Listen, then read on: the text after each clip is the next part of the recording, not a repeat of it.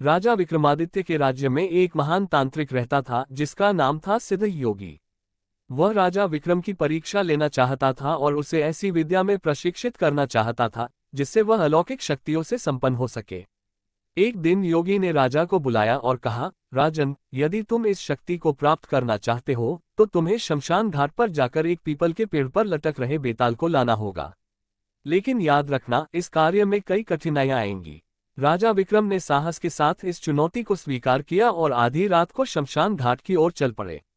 चारों ओर गहरा अंधेरा था और शमशान घाट पर चिता की जलती हुई लपटें हवा में तैर रही थीं। इस रहस्यमय वातावरण में पीपल के पेड़ के पास पहुंचते ही उन्होंने देखा कि वहां बेताल लटका हुआ था। बेताल एक भूतिया आत्मा थी जो बेहद चालाक और मायावी थी।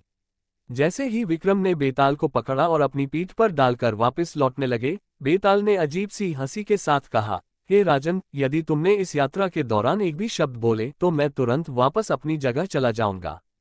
राजा ने कुछ नहीं कहा और दृढ़ता के साथ आगे बढ़ने लगे। तभी बेताल ने एक रहस्यमयी कहानी शुरू की जो बेहद डरावनी थी। उसने बताया, एक नगर में एक क्रूर राजा हुआ करता था जिसने अपनी सभी प्रजा को आतंकित कर रखा था। वह रात को कब्रिस्तान जाकर उन मृत आत्माओं को तांत्रिक क्रियाओं द्वारा बुलाता और उन्हें अपनी शक्ति में बांध लेता। उस राजा की शक्ति दिन प्रतिदिन बढ़ती जा रही थी और वह अजेय माना जाने लगा। एक दिन उसने अपनी इस अमरता को और भी स्थायी बनाने के लिए एक निर्दोष आत्मा की बलि देने का निश्चय किया।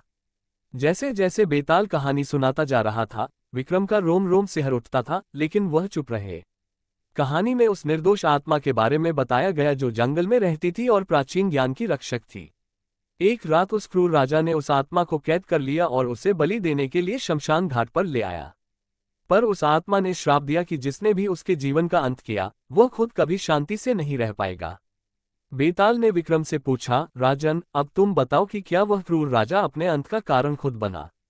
राजा ने चुप्पी साधे रखी और धीरे धीरे शमशान की ओर बढ़ते रहे।